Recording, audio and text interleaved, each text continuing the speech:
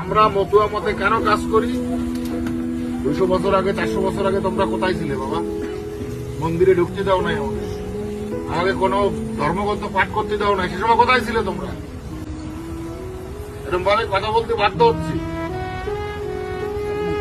যখন আমরা আমাদের প্রতিষ্ঠা করে ফেলেছি, তুমি বাধা দেওয়ার কে? আমারে তুমি বাধা দিতে পারো না, কোনো কাজে বাধা দিতে পারো না যদি সেটা সমাজ বিরোধী কাজ না হয়। সমাজে আমরা যদি একসাথে না থাকি, কারোর বিপদে আপদে যদি আমরা তাদের সহযোগিতার জন্য পাশে না এসে দাঁড়াই, তাহলে তো সাধারণ মানুষ এই যে যারা, আমি জানি না কারা কারা বাধা দিচ্ছে, আছে কিনা আশপাশে, তাদের কানে যাচ্ছে কিনা, দেওয়া উচিত। একেবারে মামলা করবো আমরা তাদের বিরুদ্ধে, সোজা কথা বলে দিলাম, তাদের বিরুদ্ধে মামলা হবে কোর্টে।